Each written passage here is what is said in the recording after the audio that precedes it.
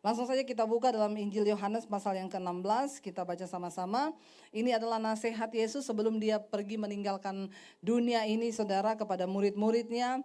Waktu itu Yesus tahu dia akan mati, lalu dia akan pergi tinggalkan dunia ini, tetapi sebelum dia pergi dia tinggalkan pesan bagi murid-muridnya. Kita baca sama-sama ayat yang pertama, Injil Yohanes pasal 16 ayat yang pertama berkata begini. Ya, semuanya ini kukatakan kepadamu supaya kamu jangan kecewa dan menolak aku. Ya, Yesus memberitahukan ini kepada murid-muridnya. Kamu jangan kecewa dan menolak aku. Bukankah kita semua tahu bahwa mengikut Tuhan itu bukan bicara tentang enak-enak, amin? Enggak ada amin ya? Yesus berkata begini, jika engkau ingin jadi muridku, pertama sangkal dirimu, pikul salibmu, lalu ikut aku. Ya, bicara mengikut Tuhan bukan enak-enak aja, berdoa dijawab, dapat mujizat, ini enak semuanya. Lalu kesaksian kita yang enak-enak. Kesaksian Kristen di Indonesia sama Kristen di China itu beda. Ya, kesaksian Kristen di Indonesia itu ada masalah dijawab tepuk tangan jemaatnya. Kesaksian di China mereka ibadah sembunyi, dikejar-kejar, mau dibunuh sama tentara. Kesaksian di sana seorang anak yang ikut Tuhan sungguh-sungguh sembunyi dari orang tuanya. Dia punya iman kepada Kristus. Satu saat tiap hari dia disiksa sama orang tuanya, saudara, karena dia ikut Yesus. Tapi dia tetap percaya, dia tetap ikut Tuhan. Satu saat waktu dia mau berangkat di sekolah, dia ditabrak dan meninggal di tempat.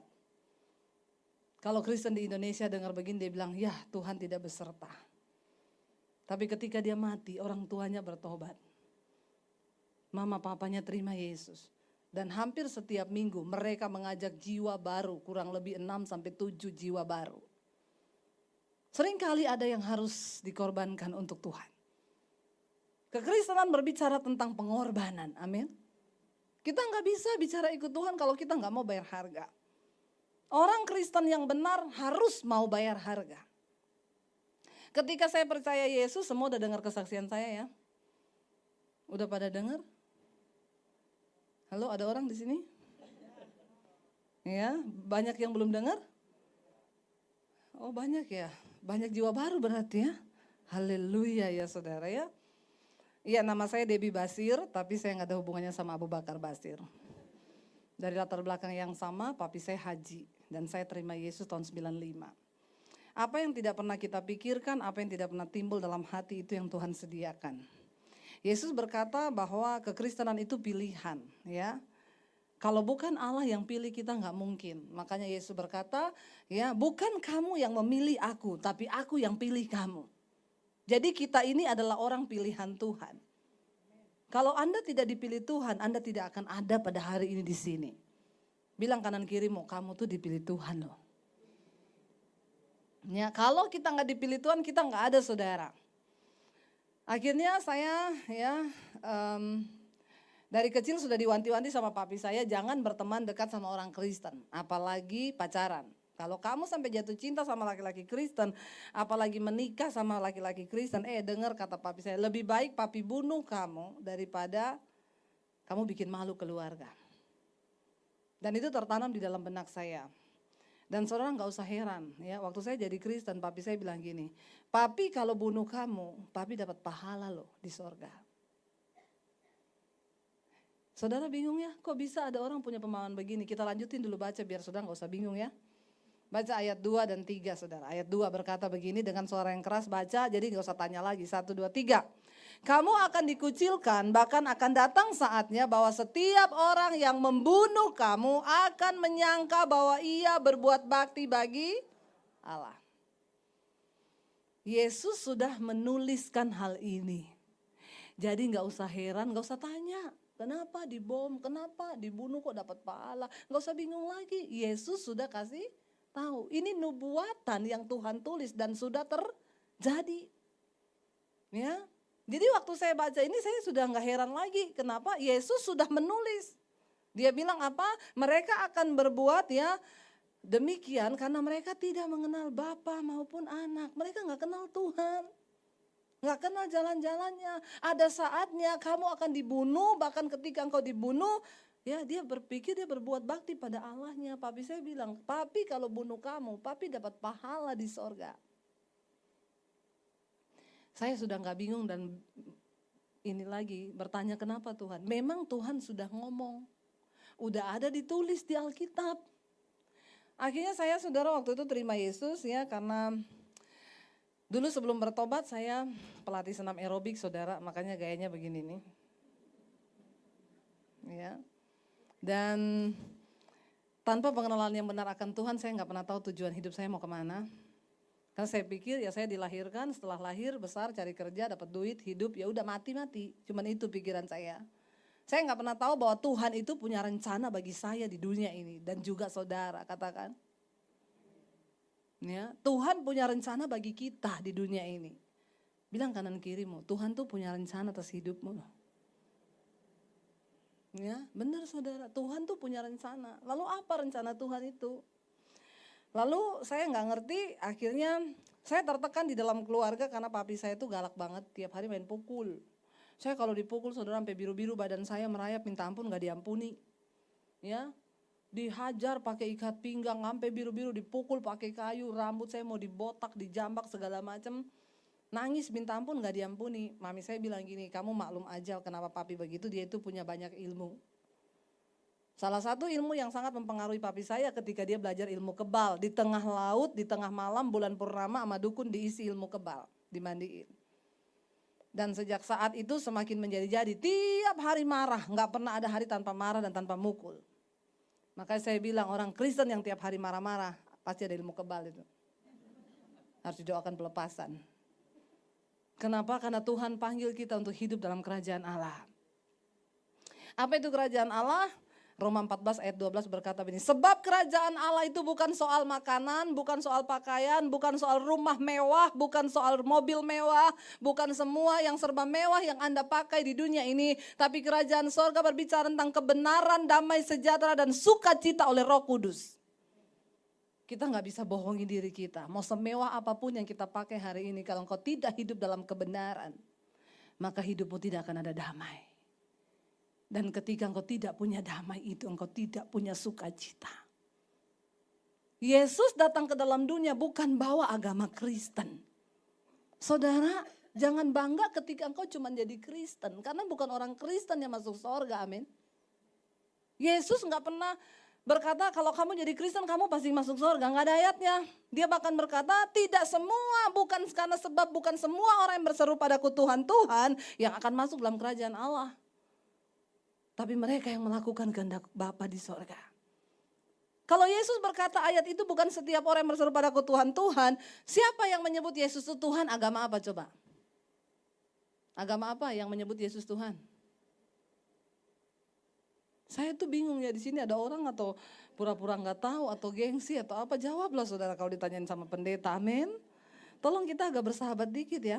Atau saudara kaget lihat saya kok datang marah-marah. Enggak, memang saya ini begini loh. Saya nggak ngajak berantem. Ya, saudara yang menyebut Yesus Tuhan tuh agama apa? Nah gitu dong. Biar cepat khotbahnya, amin. Saudara nggak jawab kita nggak selesai-selesai loh. Saudara hanya agama Kristen yang menyebut Yesus Tuhan. Berarti ayat ini ditulis buat siapa? Orang Kristen. Bukan setiap orang yang berseru padaku Tuhan, Tuhan akan masuk dalam kerajaan sorga, tapi mereka yang melakukan kehendak Bapa. Yesus datang ke dunia bukan bawa agama Kristen. Tidak ada satupun agama yang bisa menyelamatkan orang, termasuk agama Kristen. Jadi jangan bangga kalau KTP saudara tulisannya Kristen. Ya, kalau hanya KTP-mu yang Kristen, maka ketika sangkakala akhir zaman berbunyi, dompet saudara terbuka, KTP saudara terangkat naik ke sorga. Lalu saudara bingung, loh kok cuma KTP? Malaikat bilang, iya karena yang Kristen hanya KTP-mu. Lalu kita tertinggal. Ya, jangan saudara. Yesus datang ke dunia bukan bawa agama Kristen, lalu Yesus datang bawa apa? Bawa kerajaan Allah. Amin. Roma 14 ayat 17, sebab kerajaan Allah bukan soal makanan, minuman, pakaian, tapi soal kebenaran, damai, sejahtera, dan sukacita. Anda tidak bisa menipu diri. Walaupun Anda hidup dalam kemewahan, kalau engkau tidak hidup dalam kerajaan sorga, engkau rugi di dunia ini. Hello? Ya, benar nggak saudara? Mau semewah apapun kita pakai tas 500 juta. Kalau dalam rumah tangga ribut terus suami istri tiap hari omong kosong. Setan bersorak-sorai lihat hidup kita. Ya, kalau dalam rumah tangga kita tidak ada kebenaran, apalagi damai dan sukacita, maka itu semua dibangun dengan kepalsuan. Dan Anda jauh dari kerajaan Allah. Kenapa Yesus harus datang ke dalam dunia ini? Saya harus memulai dari awal lagi karena banyak orang Kristen nggak tahu. Ini saudara bisa pakai sebagai metode untuk penginjilan kepada orang-orang yang belum terima Yesus. Pertama kali Tuhan menciptakan bukan setan. Yang pertama kali Tuhan ciptakan apa? Malaikat. Namanya Lucifer, dia memimpin pujian di sorga. Lalu dia memberontak, lalu dia dibuang kemana? Setan waktu memberontak dari sorga dibuang kemana? Yang lulus berapa banyak? Ya, itu loh yang Alkitab bilang, kalau dilihat secara umur, harusnya Bapak Ibu ini sudah jadi pengajar. Tapi asas-asas tentang kekristenan aja belum ngerti. Astagfirullah subhanallah. Setan, malaikat dibuang, memberontak sama Tuhan di sorga, dibuang kemana? Bumi. Waktu itu bumi masih kosong. Ketika setan dibuang ke bumi, dia membangun kerajaannya dan sistem kepemerintahannya di dunia ini. Lalu Tuhan ciptakan manusia yang serupa dan segambar dengan Allah dan sangat dikasihinya. Pertama kali manusia diciptakan, kita ditempatkan di mana? Taman Eden. Enggak perlu kerja, pengen makan durian, tinggal ngomong durian, jatuh, terbuka, makan enak. Ya, mau ngapain ada semua. Tapi akhirnya setan membujuk manusia, lalu manusia pun jatuh ke dalam dosa. Ketika manusia berdosa, Allah itu kudus, manusia berdosa, kita terbuang dari hadapan Allah. Lalu manusia dari Taman Eden dibuang kemana? Sekarang kita ada di mana? Kita dibuang juga ke bumi. Berarti kita hidup satu nusa kambangan sama setan. Bilang amin dong. Nggak usah takut ya, bilang amin saudara. Kita hidup satu nusa kambangan sama ngomongnya biasa aja ya. Ngomong setan. Ya, jadi kita hidup satu nusa kambangan sama setan. Makanya di dunia ini tidak enak. Mau sehebat apapun kita dekat dengan Tuhan, yang namanya dunia tuh nggak enak. Ada yang bilang dunia ini enak? Siapa yang ngomong dunia enak? Udah rohani semua ya. Yang masih suka dugem-dugem, enak gak dunia? Gak usah sok rohani ya. Ya, dunia enak gak saudara? Gak enak dunia ini. Kenapa? Karena ini tempat terkutuk. Dunia ini tempat pembuangan. Kita hidup satu nusa kambangan sama setan. Makanya jangan habiskan energi hidupmu untuk sesuatu yang nilainya tidak kekal di dunia. Cari duit boleh, tapi jangan mata duitan, amin. Kenapa Anda tertawa? Bilang kanan kirimu, jangan mata duitan. Hello, pakailah kekayaan yang Tuhan titipkan kepadamu untuk sebuah tujuan membangun kepentingan kerajaan Allah di bumi. Amin. Benar saudara, karena semua nanti akan dipertanggungjawabkan pada hari yang terakhir. Jangan engkau pikir kekayaan yang diberikan di tanganmu itu hari ini adalah milikmu. Semua hanya titipan Tuhan. Dan semakin banyak engkau dipercayakan, maka semakin banyak pula engkau akan dituntut. Dunia ini enggak enak. Ya, siapa bilang dunia ini enak? Jangan habiskan energimu, engkau kehilangan kebahagiaan dalam rumah tangga cuma karena mengejar uang. Waktu kita mati kita nggak akan bawa satu pun dari apa yang kita punya. Seringkali orang lupa diri. Dia cari semuanya, ketika nafas hidupmu Tuhan ambil daripadamu. Apa yang akan engkau lakukan? Bukankah Yesus menulis sebuah perumpamaan di Alkitab tentang orang kaya? Semuanya ada dalam lumbung-lumbungmu, harta, kekayaan yang tidak akan habis sampai berapa keturunan. Bersenang-senanglah, bersukacitalah, nikmati semua yang kau punya. Lalu Tuhan bilang, hai orang kaya yang bodoh, kalau hari ini nyawamu diambil daripadamu, untuk apa semua yang kau sudah cari itu? Kita gak bisa pegang kendali atas dunia ini, atas hidup kita. Gak bisa. Ingat akan Tuhan senantiasa.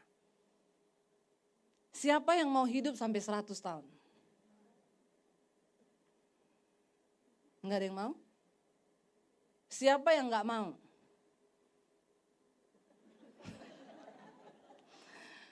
Saya mau tanya lagi ya, harus ada yang angkat tangan. Enggak ada angkat tangan, awas loh ya. Yang mau hidup sampai 100 tahun angkat tangan. Enggak ada. Yang tidak mau sampai 100 tahun angkat tangan. Yang bingung angkat kaki. Yang tidak mau sampai 100 tahun, saya mau tanya, kenapa enggak mau sampai 100 tahun Ibu? Hah? Menderita, ya, sakit tulangnya, ya, lututnya sakit, udah nggak bisa jalan. Belum lagi pikun, mau ke dapur tembus ke teras, ya, mau ke teras masuk garasi. Ya, pikun, istrinya tetangga dipikir istrinya dia. Kalau itu pura-pura pikun. Enggak usah pura-pura pikun ya, bapak-bapak. Ya. Saudara enggak mau sampai 100 tahun karena sakit, menderita. Tetap aja alasannya egois ya. Kalau dikasih sehat, tulangnya sehat, semua sehat, enggak ada sakit, banyak duit, mau enggak 100 tahun?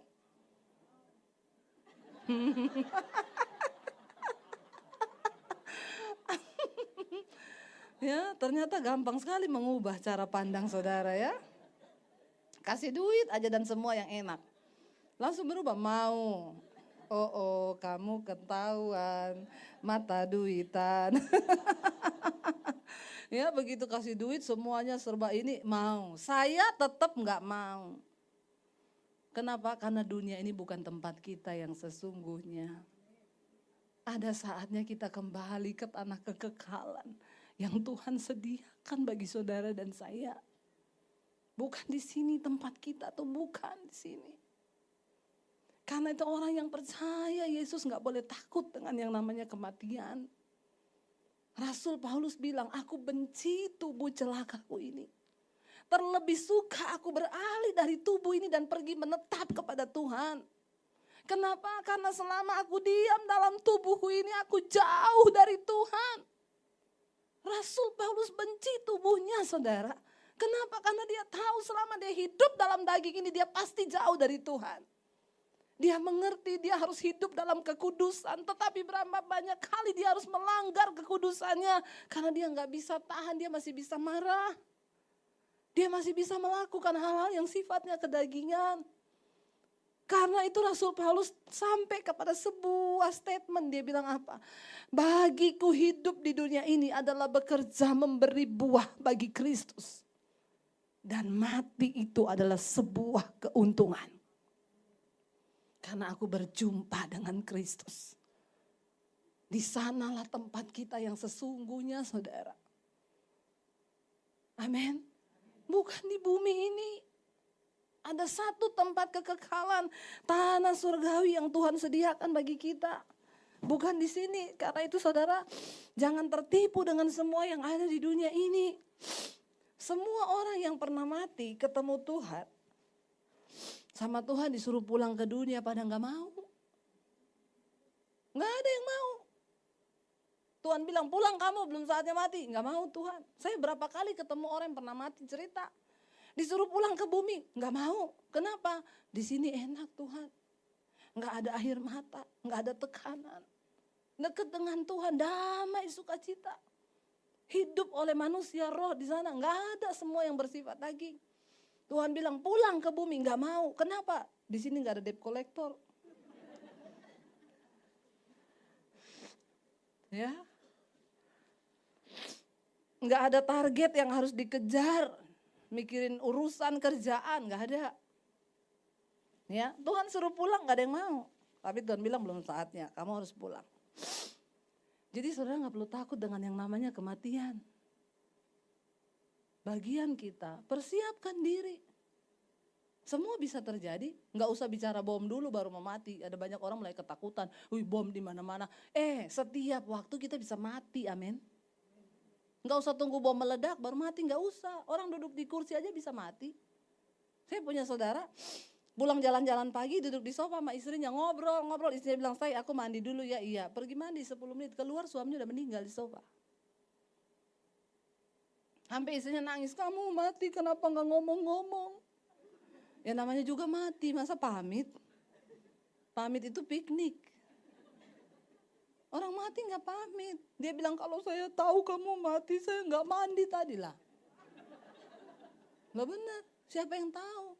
10 menit ditinggal kamar mandi, roh maut lewat, tarik nyawanya, pulang. Orang kaya. Kurang apa coba? Nggak ada yang tahu hidup ini saudara. Teman saya suaminya matinya simpel gini, lihat, "Say, ini plafon rumah kita bocor loh." Ya udah panggil tukang ya, nggak usah kata suaminya. "Saya bisa kok, cuman pendek, nggak usah panggil tukang." Naik pakai tangga, lagi perbaiki, ada lebah hitam itu yang agak gede, terbang, kan dia lagi di atas, hinggap di dada kiri, tiba-tiba ditikam di situ. Dia bilang pusing ya, turun, pingsan sampai di bawah. Dibawa ke rumah sakit, di jalan meninggal. Dokter bilang gini, "Bu, ini sebenarnya lebah biasa loh. Kalau dia tikam di bibir atau di kuping cuman bengkak, Bu. Persoalannya dia tikam pas di pembuluh darah yang di jantung. Racunnya langsung masuk ke jantung tanpa dinetralisir dalam darah, langsung berhenti jantungnya." Istrinya berpikir, kalau saya tahu saya panggil tukang yang naik. Berarti yang diharapkan mati siapa? Tobat ya. Saya bilang kalau tukangnya naik, lebahnya nggak ada di situ. Loh benar nggak saudara? Maka ceritanya jadi berubah. Suami saya meninggal, kenapa lagi tidur ada lebah masuk kamar. Hinggap di dada kiri, tetap. Jadi bukan soal lebahnya, bukan soal tukang atau siapa, memang sudah time limit. Habis waktu. Kita nggak tahu hidup kita sampai kapan saudara. Ada di sini yang tahu hidup sampai umur berapa? Ada yang tahu matinya tanggal berapa? Ya, kenapa tanggal mati kita nggak dikasih tahu sama Tuhan? Kenapa? Supaya kita hidup berjaga. Bener, kenapa Tuhan nggak kasih tahu tanggal mati kita? Supaya kita berjaga-jaga, hidup nempel terus sama Tuhan. Karena kalau tanggal mati kita dikasih tahu misalnya ya, kamu akan mati tanggal 31 Desember 2030 seiring bubarnya Indonesia. Tolak dalam nama Yesus, Indonesia gak akan bubar. Indonesia bangsa yang dikasihi Tuhan. Karena ada anak-anak Tuhan yang terus berdoa bagi bangsa ini.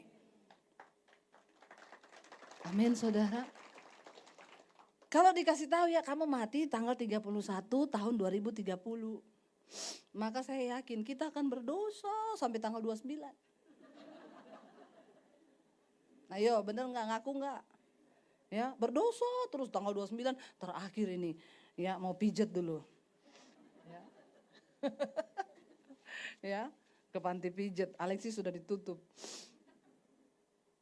Tapi rohnya tetap ada gak? Ada. Ya, pijet dulu ya sampai tanggal 29 ya. Besoknya tanggal 30 kudus. Bangun pagi ke teman-teman, "Wey, mau kemana bro?" "Shalom." "Apa kabar?" "Haleluya." "Lu ngapain? Kenapa?" "Glory." Kenapa? Mau mati besok. Kenapa kita nggak dikasih tahu tanggal matinya? Supaya kita berjaga. Makanya ada pepatah yang berkata, hiduplah seolah-olah engkau akan mati besok. Kalau kita semua tahu kita mati besok, hari ini kita ngapain? Kudus banget. Kalau ada ibadah 3 kali, saya ikut 3-3-nya. Kenapa? Besok mati. Nggak ada yang tahu hidup ini saudara. Ya, nggak dikasih tahu aja masih pada sombong kita ini kadang-kadang ya. Nggak mikir ya.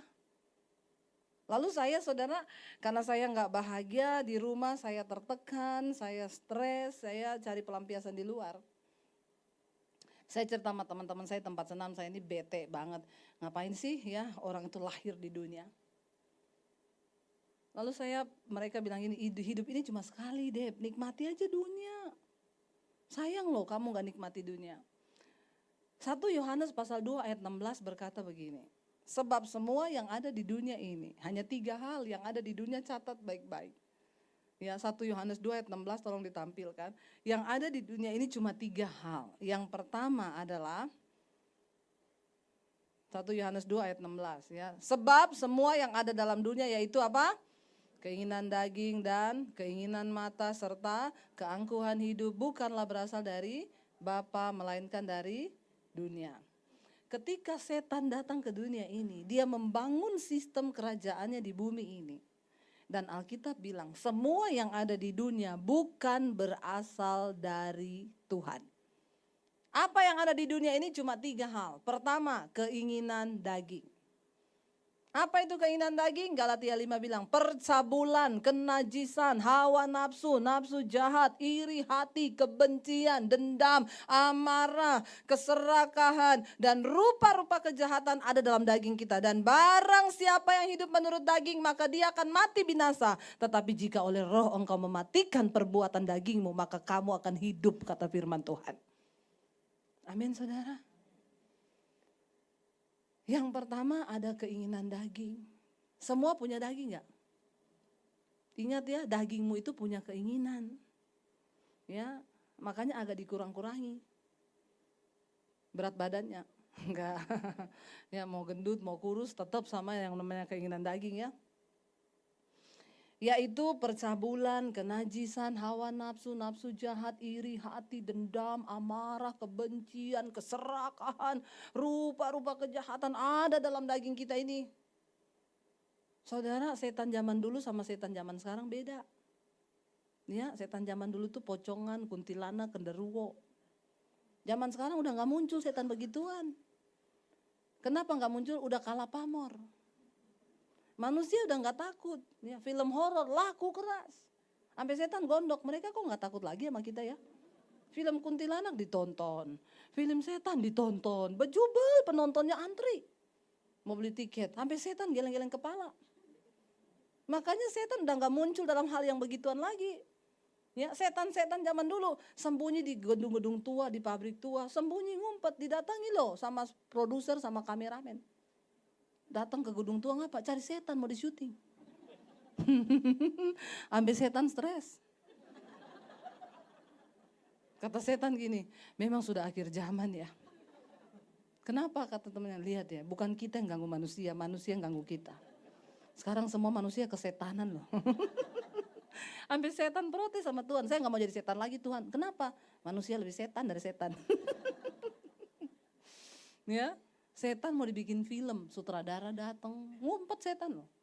Kata setan, saya gak mau jadi bintang film. Cari aja yang lain, akhirnya orang kerasukan di syuting. Ya, setan stres. Kata setan, tidak ada tempat aman lagi bagi kita di dunia ini.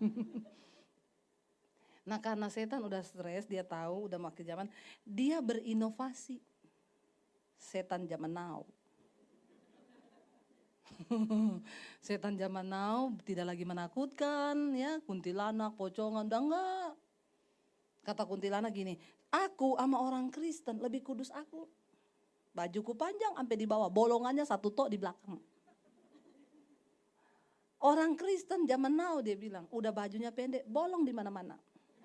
Jadi kata kuntilanak, Eke bingung, yang setan Eke apa ye? Halo bapak-bapak, banyak kuntilanak akhir zaman. Ya, banyak pelakor zaman now. Ada seorang ibu cerita sama saya, Bu, suami saya selingkuh, Bu. Terus ibu tahu waktu saya ketahuan dia selingkuh, Bu, itu pelakornya, Bu. Teror saya tiap hari. Jadi perempuan-perempuan zaman now itu memang mereka membidik bapak-bapak. Makanya cowok-cowok sekarang banyak berondong tuh gak laku-laku. Kenapa? Dia gak mau nikah sama berondong. Dia bilang gini, kita cari bapak-bapak. Karena sudah berkepribadian. Dia bilang bapak-bapak itu lebih punya hati, harta dan properti. Ya kalau berondong itu katanya nikah ya sama berondong, cicilannya panjang. Ntar nikah baru mau nyicil rumah. Berapa tahun baru selesai cicilan rumah. Belum beli mobil. Lama. Bapak-bapak itu benar-benar punya hati. Jadi bapak-bapak hati-hati ya. Karena Anda punya hati. Harta dan properti. Bentar saya mau difoto nih. Biar nanti jadinya nggak gini. Kan jelek banget sudah. Enggak ya. Jadi ya punya hati. Makanya sekarang berondong nggak laku. Dan lebih gilanya lagi pelakor zaman now saudara. Dia begitu dapat suami orang, yang dia cari nomor 1 nomor telepon istrinya loh. Memang beda ini pelakor zaman now, vitaminnya kenceng nih. Nggak tahu dia minumnya apa ya. Ya, sampai dia punya antibody itu luar biasa loh. Zaman dulu perempuan selingkuh sama suami orang takut setengah mati kalau ketahuan. Sembunyi, kalau sekarang enggak. Dia teror istrinya. Kemarin ada berita di TV, seorang pelakor melabrak istri tua. Gila enggak? Dia datang ke rumah, dia labrak, suruh cerai loh. Memang setan ini gisinya lebih tinggi akhir zaman ya. Sampai heboh bermanifestasinya luar biasa loh. Dia bilang gini, ibu suami saya selingkuh bu. Dia beliin apartemen tuh cewek di Surabaya bu. Terus ibu tahu itu cewek tiap hari SMS saya. Lu gak tahu diri ya. Suamimu itu udah gak cinta sama lu. Putusin aja, cerai. Lu emang gak tahu diri ya. Dia tuh lebih cinta sama aku. Tapi dulu dia bilang waktu saya belum bertobat, saya terpengaruh bu. Tapi sekarang saya udah bertobat bu. Jadi saya balas dia, Tuhan Yesus memberkatimu. Tapi sakit loh. Makanya saudara, sekarang ini keluarga-keluarga digoncang habiskan sama setan. Kita harus kuat dalam rumah tangga suami istri. Kenapa? Ketika suami istri hancur, anak-anakmu hancur. Cucumu juga kena kutuk. Amin. Ingat apa yang kau tabur hari ini, itu akan dituai oleh keturunanmu. Ya, itu ada kutuk turun-temurun yang akan kena saudara. Semua perbuatan dosa yang kau hidupin. Makanya nomor 1 suami istri hidup dalam keterbukaan. Handphone gak usah pakai password, amin.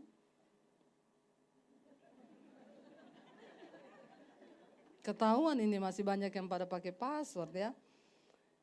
Kalaupun pakai password suami istri harus saling tahu. Gak apa-apa tuker-tukeran, ada loh. Orang Kristen suami istri gak boleh istrinya pegang HP suaminya, gak boleh. Ini harus dibaptis ulang. Dan kita rendam agak lama.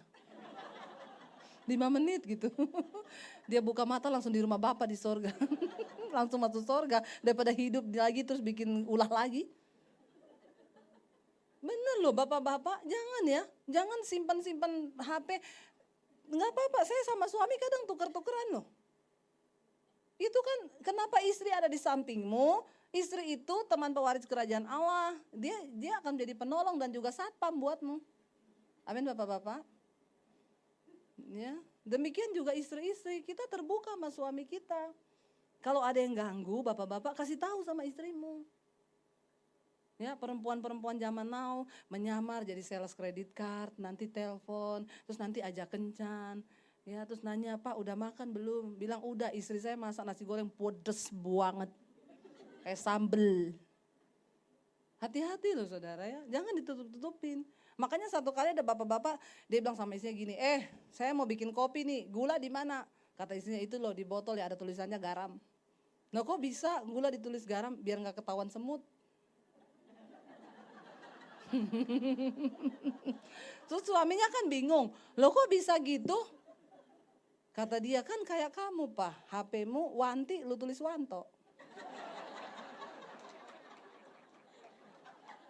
Hello. Jadi kalau HP-nya bunyi, isinya tanya, siapa itu yang telepon? Pak Wanto. Padahal itu diangkat, halo.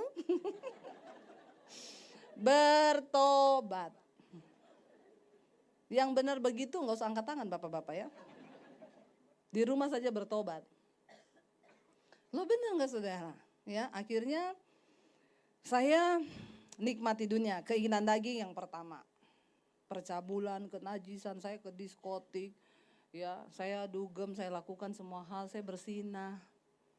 Itu yang setan taruh dalam diri kita. Lalu Alkitab bilang di dunia ini yang kedua yang ada itu keinginan mata. Mata manusia itu ada puasnya enggak? Halo? Mata kita ini ada puasnya enggak? Enggak ada puasnya manusia itu, ya. Dikasih motor pengen, kasih mobil pengen, kapal, ya, jadi juragan kapal. Kasih kapal pengen helikopter, ya. Dikasih rumah tadinya kontrakan cuma 1 petak, pengen punya rumah sendiri. Kasih rumah 1 pengen 10. Udah punya rumah 10, beli tanah di mana-mana. Udah punya kapling di mana-mana, ya. Punya hotel, punya villa, ya. Udah punya rumah di sorga belum? Udah punya kapling di sorga? Jangan lupa ya saudara, jangan cuma beli kapling di bumi ya. Nanti di sana kita harus ada kapling loh. Jangan cuma kaya di bumi, tapi engkau melarat di hadapan Tuhan.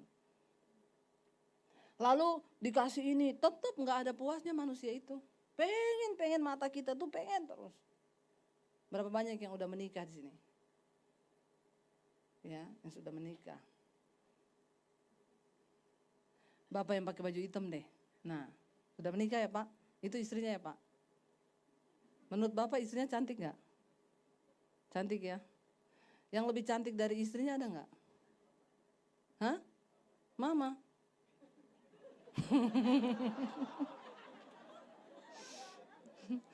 Jangan bilang mama dulu, saya tahu hari ini hari ibu ya, hari Mother's Day saya tahu. Tapi saya lagi tanya sama Bapak tentang wanita lain, jangan mama ya. Yang lebih cantik dari istrinya Bapak ada nggak?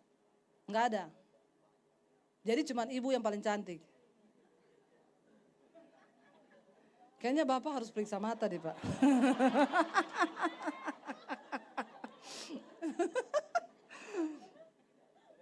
Ya mirip sama suami saya saudara. Kalau saya tanya saya, menurut kamu saya cantik gak cantik? Cantik banget. Yang lebih cantik dari saya ada? Gak ada. Kamu paling cantik seluruh dunia. Saya bilang pret.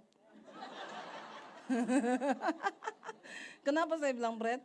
Kalau jalan di mall ada ibu-ibu cantik dilirik sama dia saudara. Tapi gak apa-apa, berarti pria normal. Yang dia lirik wanita cantik. Daripada dia lirik cowok ganteng.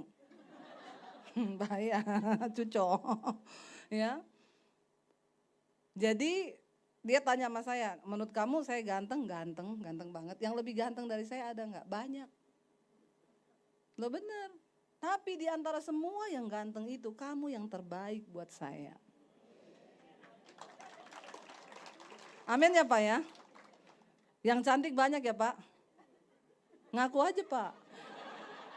Jangan takut dicubit istri. Ya. Itu kan lebih baik jujur walaupun menyakitkan. Ya, mata itu nggak pernah ada puasnya. Ibu-ibu yang beli tas baru, survei membuktikan itu keinginanmu cuma bertahan 90 hari. 3 bulan engkau punya tas baru, buktikan. Habis itu engkau udah bosen. Lihat yang baru pengen lagi, bener nggak? Tingkat kepuasan manusia 3 bulan pertama beli mobil, dielus terus itu mobil. Nanti udah 3 bulan berikutnya udah gak ada, pengen lagi lihat lagi yang baru, pengen lagi yang baru. Tapi hati-hati Tuhan bilang, jangan engkau memuaskan semua keinginan tubuhmu untuk engkau turuti semua keinginannya. Keinginan daging itu bahaya. Keinginan mata, yang terakhir yang ada di dunia adalah keangkuhan hidup, yaitu kesombongan. Siapa yang gak sombong? Ampuni ya, sombong semua di sini ya. Ada orang bilang gini, itu Bu mentang-mentang kaya sombong sekali Bu. Orang kaya sombong ya biasa, miskin sombong aja banyak. Bener gak saudara? Enggak kaya, enggak miskin, semua orang punya bakat sombong. Tapi Tuhan menentang orang yang sombong. Mau kaya mau miskin kita semua ini sama, cuma tercipta dari tanah. Mati nanti balik kembali jadi tanah. Tapi kalau hidupmu terlalu banyak masalah, saya curiga Anda dicipta dari tanah sengketa. Harus didoakan pelepasan itu. Ya. Jadi saudara nggak boleh sombong. Yang ada di dunia ini yang ketiga adalah keinginan, kesombongan, keangkuhan hidup. Cuma 3 ini yang ada di dunia. Makanya jangan mau lama-lama di dunia. Amin. Kita harus tinggalkan dunia ini. Kematian adalah awal sebuah kehidupan dalam kekekalan. Kekal di surga bersama Bapa di surga kalau hidupmu benar. Kekal di neraka jika hidupmu tidak benar. Persiapkan hidup kita. Ini saya sampai jam berapa? Udah habis waktu ya Bu? Belum ya? Sampai jam berapa Pak? Ya. Jadi saudara, ya, harusnya kita selesai jam 12 ya. Tapi saya khotbahnya sampai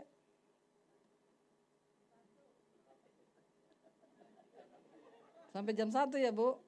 Anda puas, saya lemes. Habis ini saya masih ada khotbah 2 kali lagi saudara ya. Hari Minggu itu hari dinas. Ya, pokoknya hari kerja buat hamba Tuhan. Jadi ya kita hidup ya di dunia ini cuma ada 3 hal ini. Ya, maka jangan betah-betah. Yesus kenapa datang ke dunia? Dia datang membawa kerajaan Allah. Waktu dunia ini udah hancur, dia lihat manusia hidup di dalam terkutuk hidupnya, menderita. Dia harus turun ke bumi. Saya nginjilin satu bapak sopir Grab. Saya suka kemana-mana tuh naik Grab saudara. Kenapa? Ketemu banyak orang. Kita bisa nginjil. Saya pesan Grab yang ambil namanya Muhammad. Waduh, Muhammad. Ya udahlah. Dia datang. Ibu Debbie Basir, iya. Pak Muhammad, iya. Naik Bu, naik. Pakai kopiah putih. Gantungan di mobilnya tasbih. Pak, ini lagi apa rame-rame tuh Pak di radio tuh Pak. Dia kan putar radio. Ini Bu, Setia Novanto itu loh Bu. Oh, yang ditabrak tiang listrik ya? Iya gini-gini, oh ya udah. Terus dia bilang gini, tapi ibu jangan salah loh, itu Setia Novanto itu kan istrinya satu suku sama ibu. Loh emang bapak tahu saya suku apa? Ibu Chinese kan? Haleluya saudara ya. Saya ada tampang Chinese kah? Ya kalau buka kacamata kayaknya cipit ya.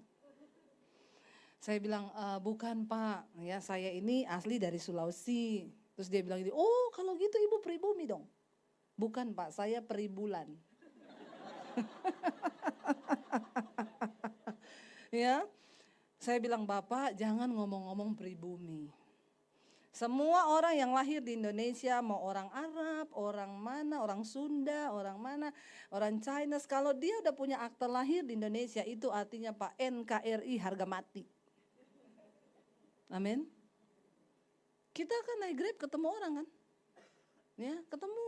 Orang Kristen itu sekarang kan eksklusif, ketemu sesama Kristen, makan sesama Kristen, di mobil sesama Kristen, terus kita kapan nginjil? Garam kumpul sama garam, nanti jadi gudang garam. Darah tinggi semua, marah-marah berantem, pecah. Jangan, ya keluar beritakan Injil, amin. Biar gak ketinggian garamnya. Jadi dia bilang gini, oh berarti Bu pribumi ya? Enggak, saya... Oh ya udah Bu, berarti ibu Muslim. Lihat saudara, yang diomongin kalau nggak pribumi bawa agama. Ini orang kategori kebanyakan micin. Ya, jadi gagal fokus. Dia lagi nyetir gini, berarti ibu Muslim ya? Saya bilang dulu Pak, tiba-tiba dia ngerem, cit. Dulu, berarti ibu sekarang apa?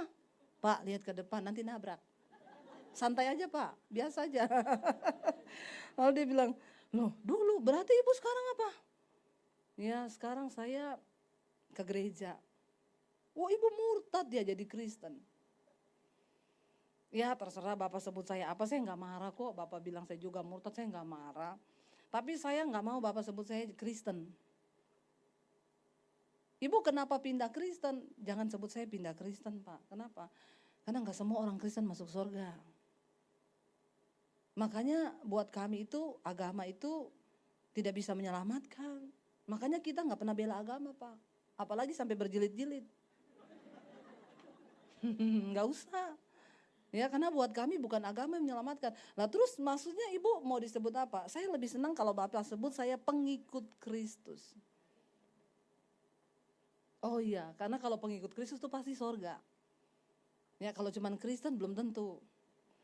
Lalu ibu cerita dong kenapa ya ibu bisa beralih jadi, yaitu tadi ibu bilang pengikut Kristus. Ya, saya bilang kalau saya cerita lama loh Pak, mudah-mudahan macet ya. Ya, karena kalau nggak macet gantung nanti, nggak selesai. Terus dia bilang gini, kayaknya kita masuk tol di depan Gatot Subroto macet tuh Bu, boleh tuh Bu. Jadi sengaja cari rute macet ya Pak ya, biar selesai ceritanya. Lalu dia bilang gini, Bu, kenapa kami menyebut orang Kristen itu kafir? Karena dalam surat Al-Ikhlas dengan jelas dikatakan, lam yalid walam yulad walam yatul wal kufuwan ahad. Yang artinya, bahwa Allah itu tidak beranak dan tidak diperanakan. Iya Pak, saya setuju. Setuju sekali. Kenapa? Karena Yesus itu tidak diperanakan secara manusia. Dia nggak lahir dari persetubuhan antara laki-laki dan perempuan. Di dalam surat Al-Maryam dikatakan bahwa sesungguhnya Isa Al-Masih dikandung dalam kandungannya Maryam oleh Rohulullah, yaitu Roh Allah. Dan dia adalah kalimatullah, firman Allah yang menjelma menjadi manusia. Jadi dia tidak diperanakan secara benih manusia, tapi dia adalah benih ilahi yang dititip dalam kandungannya Maryam. Dia bilang menarik ini Bu. Tapi tolong Bapak garis bawahi, saya tidak mengkristenisasi Bapak. Jadi kalau Bapak rekam ini rekaman, silakan Bapak rekam. Saya nggak mengkristenisasi Bapak loh. Karena udah ada pendeta yang dipenjara kan saudara. Kemarin diputus 6 tahun penjara, dia nginjilin supir Grab. Ya, dianggap mengkristenisasi, tapi karena dia dulu mantan kiai ya, jadi dia tahu semua ayat-ayat ya. Nah dia pakai untuk menyerang, jadi dapat deh. Saya bilang saya tidak mengkristenisasi Bapak loh ya. Karena saya juga gak bangga kalau Bapak jadi Kristen. Terus Bapak ke gereja bikin penuh-penuh bangku gereja, enggak. Saya senang kalau Bapak ketemu Tuhan yang benar. Yesus Kristus. Itu aja. Lalu saya cerita sama dia saudara di jalan. Wih luar biasa ya Bu ya, iya Pak. Kalau Bapak mati nanti Bapak yakin gak ke surga? Ya, semoga semua mogol dan gagal. Ya, semoga. Jadi, ya sudah saya bersaksi sama dia, saudara. Yesus Kristus itu anak Allah yang turun. Kenapa dia harus datang ke bumi Pak? Karena dia datang membawa kerajaan Allah. Dia pengen kasih tahu sama manusia, ini loh jalan yang benar, ini kehidupan yang benar. Kerajaan Allah itu apa? Kebenaran, damai, sejahtera dan sukacita. Itu aja. Itu yang manusia butuhkan, bukan yang lain. Orang punya harta banyak juga kalau hidupnya nggak damai ngapain coba saudara. Ya, saya konselingin ibu-ibu tuh. Tasnya aja 500 juta. Kalau ke gereja sama suami gandeng tangan. Duduk di bangku nomor 2. Begitu saya disuruh ke rumahnya, saya masuk rumahnya. Aduh Bu, rumahnya kayak surga di bumi ya. Bagus banget rumahnya. Terus saya bilang gini, Ibu pasti bahagia banget ya Bu. Ya, ke gereja bareng sama suami. Dia bilang, Ibu Debbie saya mau bilang sama Ibu, kami sudah 6 tahun pisah ranjang. Kita nggak tidur bareng Bu. Saya bilang, kenapa Ibu beli ranjang yang kecil? Yang gede biar tidur berdua, udah gede Bu. Tapi udah nggak cocok. Tapi kami nggak bercerai hanya untuk demi nama baik. Tuhan ditipu demi nama baik. Saya tanya loh, Ibu kalau ke gereja sama suami tuh gandeng tangan, saya pikir itu Ibu akur-akur aja. Itu hanya sandiwara. Ternyata di gereja banyak pemain. Ya, cuma tidak terekspos di TV. Ya, kalau ke gereja berantem di mobil suami istri, mau dekat ke Menara Sampurna, dan dekat gereja, hapus air matamu. Istrinya dikasih tisu. Nanti pulang gereja kita lanjutkan.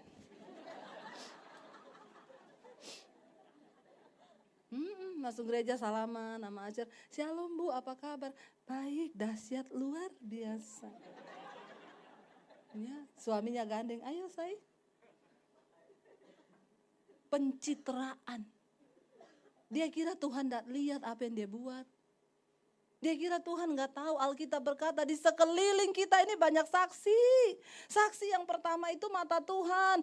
Setiap hari mata Tuhan menjelajah ke seluruh bumi melihat orang baik dan orang jahat. Itu kata firman Tuhan.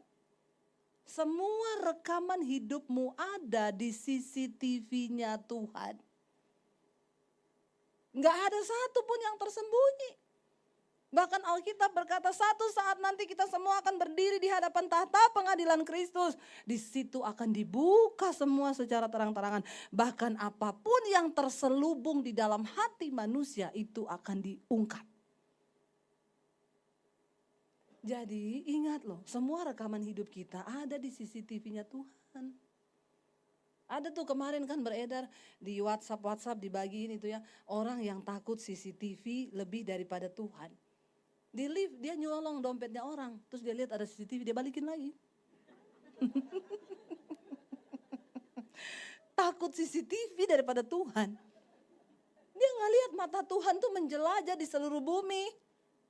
Ya, ada lagi yang di mall nyolong dompetnya ibu-ibu. Begitu dia nyolong, dia lihat ada CCTV, dia masukin lagi. Orang-orang yang hanya takut pada CCTV manusia, dia lupa bahwa Tuhan itu matanya merekam. Dan mata Tuhan melebihi kecanggihan CCTV manapun juga yang bisa menembus segala ruangan dan tembok-tembok yang tidak terlihat. Jadi satu saat kita semua akan berdiri di hadapan tahta pengadilan Kristus. Lalu akan ditanya, kamu pernah selingkuh enggak? Demi Allah. Enggak pernah. Tuhan bilang malaikat, puter channel 7. Ada rekamannya. Jadi hari ini kita pulang bertobat. Tuhan, saya mau hapus semua rekaman hidup saya yang lama. Saya mau bikin rekaman hidup yang baru mulai hari ini. Tuhan gak pernah menghitung berapa banyak dosamu, tapi dia selalu mau tunggu kapan engkau bangkit kembali untuk hidup dalam kekudusan dan perkenanannya. Amin saudara. Akhirnya saudara, saya stres, saya kecewa, saya marah. Saya terusin sampai jam 12 ya Bu. Gak apa-apa ya? Boleh saudara? Ada yang keberatan? Ya, biar selesailah ya. Jadi ke depan udah gak bersaksi lagi. Jadi, karena tadi ini saya mau khotbah sebenarnya. Tapi banyak yang belum dengar kesaksian saya. Nanti Anda dibilang kurang gaul. Ya, jadi kalau Debbie Basir ya yang mana tuh ya? Biar tahu kesaksian saya. Akhirnya saya stres, saya ikuti apa yang dunia mau. Teman-teman saya ngajak saya ke diskotik, dugem, judi. Wah ikuti daging itu kayaknya enak saudara. Tapi kita kehilangan damai sejahtera. Waktu di diskotik goyang pulang. Stres 2 kali lipat, tambah lagi. Bener ya, bukan bahagia, makin stres. Pada akhirnya saudara, setan itu kerjaannya mencuri, membunuh, membinasakan. Dia tiap hari mencari orang yang bisa dicobai. Jadi kerjaannya setan tiap hari berjalan keliling-keliling. Cari orang yang bisa dicobai. Jadi kalau Anda juga tukang keliling-keliling nanti ketemu banyak setan. Ya. Lalu saya jatuh, ya, singkat cerita saya hamil di luar nikah tahun 95. Dan disitulah saya benar-benar terpuruk. Ya, saya jatuh, setan datang gini, hidupmu udah hancur. Ya, kamu gugurin kandunganmu pun gak ada guna. Kenapa? Karena satu saat kan pasti bakal ketahuan. Jadi siapa yang mau nikahin kamu lagi? Mending kamu bunuh diri aja. Jadi saya sembunyiin saudara, kehamilan saya sembunyi sampai saya takut kalau ketahuan papi saya bisa dibantai. Saya sembunyiin, akhirnya saya cerita ke teman saya bilang, ya kamu gak mungkin nikah kan? Ya enggak lah, yaudah. Yuk saya antar ke dukun. Zaman itu tahun 95 praktek aborsi gak kayak sekarang, di tiap tikungan ada. Ya, dulu setengah mati kalau mau aborsi ke rumah sakit sama dokter, ketahuan nih suaminya siapa, apalagi di kota kecil begitu. Saya cerita ke teman saya, dia bilang ada dukun yang bisa gugurin. Pinter, sering dia, ayo kita cari. Saya dibawa, tapi dukunnya mau didatangi kalau malam. Rumahnya di pinggir pantai, angin sepoi-sepoi. Horor. Rumahnya gubuk bambu, dukunnya keluar dari gubuk, nenek-nenek tua rambut putih panjang kayak mak lampir. Coba saudara masuk dalam cerita saya. Tatap mata saya. Bener horor. Saya masuk, Dia pegang perut saya, dia bilang gini, ini sudah kegedean. Kenapa kamu gak cepat ke sini? Tapi kamu benar-benar mau ini dibuang. Iya Nek, saya gak mau nikah. Saya baru lulus SMA waktu itu. Oke, bisa. Tapi kalau udah gede gini, kita terpaksa. Tunggu 3 hari lagi kamu balik ke sini. Kenapa 3 hari? Itu malam bulan purnama penuh. Horor kan? Kenapa? Kita akan adakan ritual. Jadi kamu harus bawa syarat-syaratnya. Syaratnya apa Nek? Ayam hitam, telur, beras, kelapa. Kayaknya dia mau bikin nasi uduk. Dia suruh saya bawa bahan-bahannya, goblok gak saudara? Jadi saya tanya, kerupuk sekalian gak? Sambal? Bawang goreng? Bodoh ya. Lalu teman saya bilang, balik gak? Enggak. Kenapa gak mau balik? Saya bilang, saya ini memang setan ya. Tapi saya takut sama setan yang beginian. Pakai ritual, bawa kelapa-kelapa, ayam-ayam hitam, enggak. Gini loh, kalau kamu takut ketahuan, nanti saya yang cariin bahan-bahannya, kata teman saya nggak mau. Nanti saya cari cara sendiri, lah terus gimana? Nanti saya cari cara sendiri. Saya lakukan hal-hal yang ekstrim buat ibu hamil. Saya minum obat, saya minum jamu, saya lompat dari atas tembok tinggi ke bawah saudara. Tiap hari nggak bisa gugur juga. Tapi memang ada saatnya Tuhan izinkan kita masuk di dalam lembah kekelaman.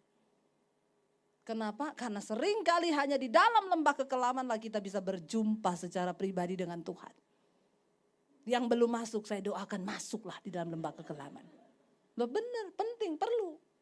Jangan cuma yang enak-enak terus. Orang harus berjumpa dengan Tuhan secara pribadi. Supaya imanmu jadi kuat. Karena engkau punya pengalaman berjumpa dengan Yesus. Di dalam lembah kekelaman itu gak ada lagi yang bisa tolong kita saudara.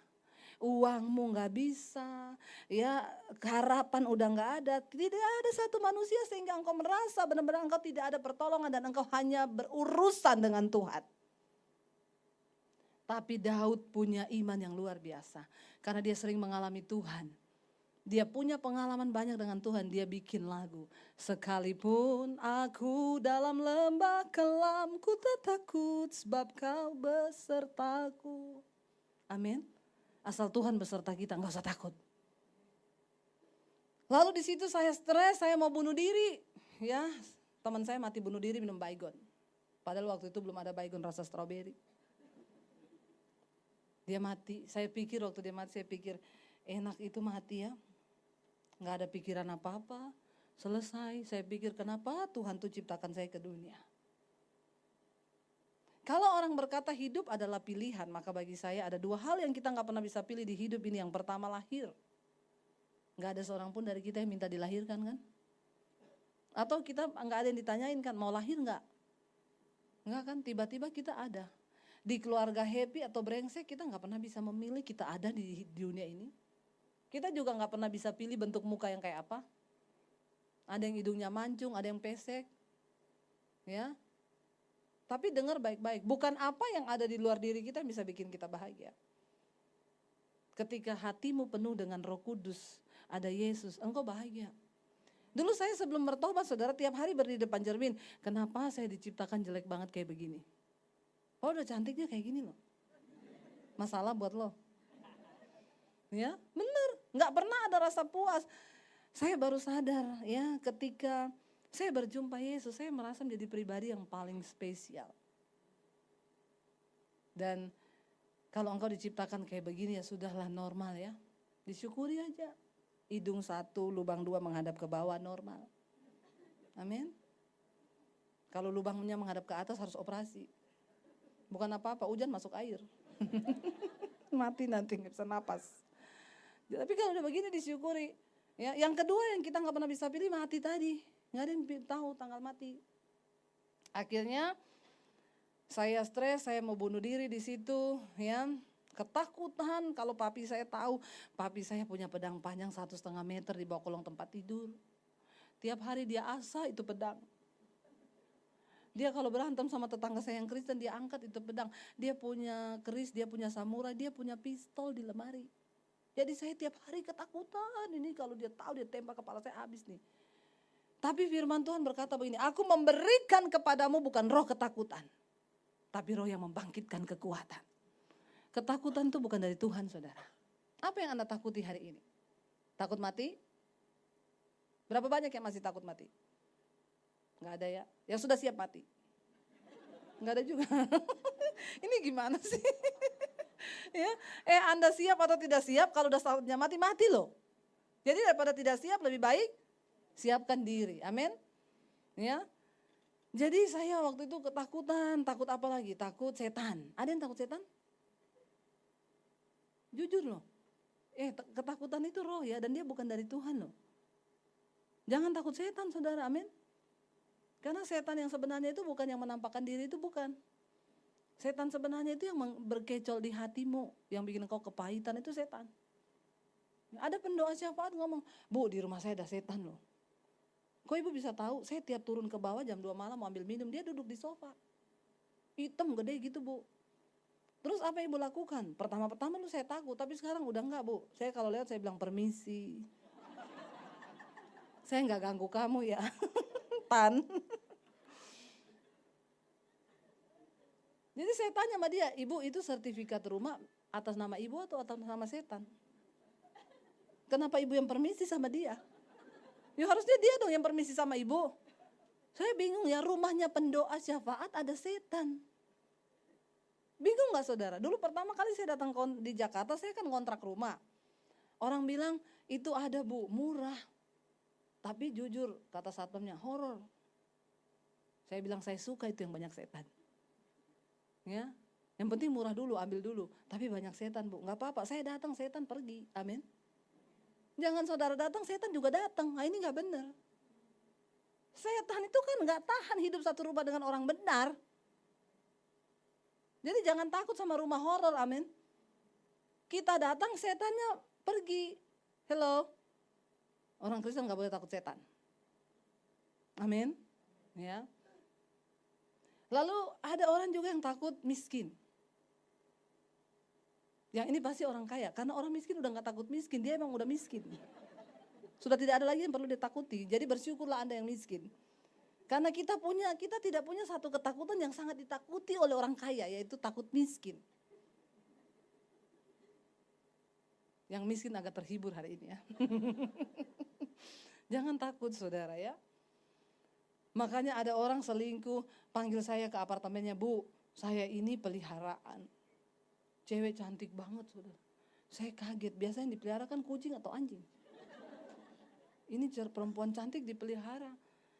Saya bilang, oh iya Bu, saya dengar ibu khotbah waktu itu saya pengen bertobat Bu, saya mau sungguh-sungguh ikuti Yesus. Beneran, benar. Siap miskin gak? Ya gak usah miskin kali Bu. Ya enggak, kamu mau tobat? Iya Bu, pengen ikut Yesus sungguh-sungguh. Tapi siap miskin? Ya gak usah lah Bu. Masa ikut Yesus harus miskin? Tidak harus miskin, tapi siap miskin. Loh kenapa begitu? Lah kan nanti kalau kamu tobat, kamu kembali ini semua yang dikasih sama peliharaan itu. Ini kan apartemen punyanya dia kan? Iya, balikin. Gitu ya. Itu mobil Mercy terbaru punyanya siapa? Punya dia juga, balikin.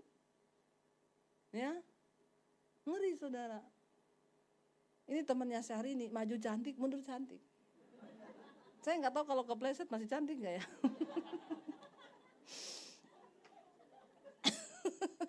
Jadi begitulah saudara ya, orang itu kadang-kadang gitu.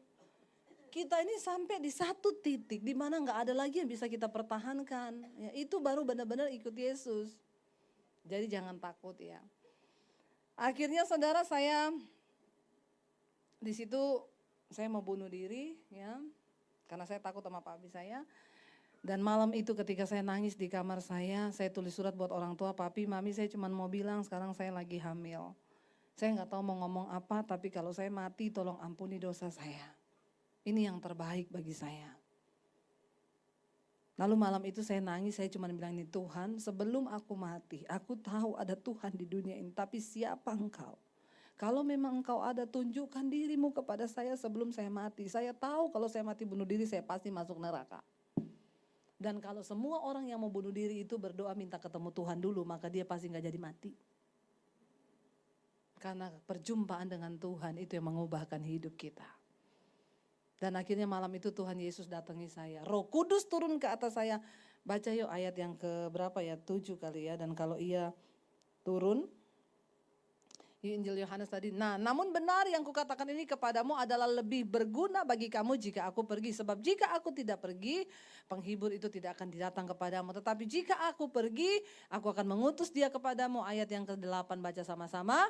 Dan kalau ia datang, ia akan menginsyafkan dunia akan dosa, kebenaran, dan penghakiman. Saya malam itu di Jamaah Roh Kudus ini yang terjadi. Saya diinsyafkan akan dosa, kebenaran, dan penghakiman. Tidak ada satu pendeta hebat pun yang bisa bikin orang bertobat selain kuasa Roh Kudus. Waktu saya minta Tuhan tunjukkan dirinya, Roh Kudus dikirim. Makanya Yesus bilang, lebih berguna bagi kamu jika aku pergi. Sebab jika aku tidak pergi, roh itu gak datang. Tapi kalau aku pergi, aku kirim dia bagi dunia ini. Lalu saudara, saya di Jamaah, saya nangis minta ampun bertobat. Yang tadinya saya merasa benar dengan semua pemikiran saya. Bahkan saya tuduh Tuhan jahat, kurang kerjaan, engkau ciptakan saya ke dunia. Ngapain engkau lahirkan saya? Dasar engkau Tuhan gak ada kerjaan. Orang stres Tuhan pun disalahin. Mendekati gila. Tapi ketika Roh Kudus masuk, makanya saya bilang siapa yang bisa mengubah paradigma? Bunuh orang dianggap berbuat bakti pada Allah. Siapa yang bisa ngubah? Cuma Roh Kudus. Saulus yang tadinya seorang teroris, dia bunuh orang Kristen di Jamaah Roh Kudus. Dia beralih benar-benar berbalik 180 derajat. Memberitakan Injil bahkan rela mati bagi Injil Kristus. Siapa yang ubah? Roh Kudus. Kita minta lawatan Roh Kudus saudara. Sejak hari itu saya terima Yesus, lalu hidup saya diubahkan. Tapi tantangan mulai datang. Saya diancam mau dibunuh sama keluarga saya. Dan tahun 96 saya diusir dari rumah. Papi saya bilang, kamu pergi dari rumah, jangan bawa satupun ijazahmu. Saya mau lihat Yesus kasih makan kamu seperti apa. Dengan air mata saya keluar, tinggalkan keluarga saya. Mami saya nangis, Debbie kamu nanti mau makan apa? Tunggu mami sama papi mati baru jadi Kristen.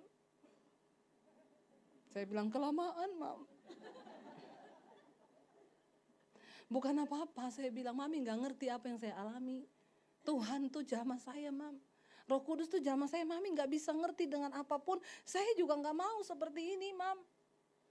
Sudah dianiaya lama, setahun saya mempertahankan iman saya loh. Kamu keluar dari rumah ini kata papi saya. Jangan bawa satupun ijazahmu karena saya yang sekolahin kamu. Saya mau lihat Yesus kasih makan kamu seperti apa. Dari kota Poso saya ke kota Palu 7 jam perjalanan. Gak bawa apa-apa. Saya tinggal di kos-kosannya sepupu saya yang dulu juga dari Muslim. Dia terima Yesus. Untuk bisa dapat makan di situ setiap hari kalau mereka udah berangkat kuliah. Saya cuci baju, saya nyapu, saya nyetrika, saya ngepel, saya masak untuk bisa dapat makan. Kadang cuci baju satu ember gede gak pakai mesin loh, pakai tangan. Nyuci sambil air mata saya jatuh. Iblis bilang goblok banget kamu jadi Kristen, jadi pembantu. Pulang ke rumahmu, bajumu dicuciin di sana. Saya nangis bilang gini, Tuhan hidupku bukan aku lagi. Tapi Yesus yang hidup di dalamku. Karena aku telah ditebus dan hargaku lunas dibayar. Bahkan aku tidak punya hak atas hidupku lagi Tuhan. Terserah Tuhan. Saya bilang sama setan, aku telah ditebus dan hargaku lunas dibayar. Apapun tidak akan bisa membuat saya lagi meninggalkan Yesus. Itu yang Alkitab bilang, Rasul Paulus bilang. Barang siapa yang sudah berjumpa dengan kasih karunia Kristus. Dia gak akan mudah tinggalkan. Entah karena kelaparan, aniaya. Setahun saya alami itu. Tanpa uang 1 sen pun di tangan. Menderita. Setiap hari masuk dalam proses. Rasul Paulus bilang. Karena Yesus setiap hari kami berada dalam bahaya maut. Aku dipenjara karam kapal. Aku didera. Aku hampir mati. Semua karena nama Yesus. Hari-hari ini kita pergumulannya karena apa? Ada di antara kita yang masih mau mati karena nama Yesus? Kita kan hari-hari ini pergumulannya cuma yang alay-alay, benar gak? Gak bisa bayar cicilan. Alay gak? Banget. Difitnah. Saya gak terima bu. Saya difitnah. Di mana harga diriku? Piro harga dirimu? Kalau engkau tahu bahwa hargamu telah lunas dibayar. maka engkau gak punya hak lagi atas harga dirimu. Mau dihina, mau difitnah, biarin aja. Itu bagiannya Tuhan. Foto saya dipampang di satu gereja, jangan diundang, ini hamba Tuhan. Saya cuma nangis, saudara. Gak apa-apa. Kalau Injil yang kami beritakan, kata Rasul Paulus, itu ditutup, maka itu tertutup bagi mereka yang akan binasa. Gak apa-apa, hidup ini jangankan menderita dari pihak sebelah, Rasul Paulus bilang, bahkan dari orang-orang seiman pun kita akan dianiaya. Jangan ngomong dari seberang. Orang yang seiman, saya kalau mau lihat model-model pendeta yang zaman dulu saya ketemu, saya pernah giniin satu pendeta, Pak, saya kalau mau lihat Bapak, saya mau pindah lagi ke agama saya yang dulu, Pak. Cuma untung saya lihat Yesus, Pak, gak lihat Bapak. Amin, saudara. Lo benar. Jadi saudara, ya ikut Tuhan, yuk bayar harga. Yesus bilang kalau engkau ingin jadi muridku, pikul salibmu, sangkal dirimu dan ikut aku. Ikut Yesus itu bukan enak-enak. Saya berdoa setiap kita di tempat ini tidak ada satupun yang tertinggal. Kita akan mengalami Tuhan bersama-sama.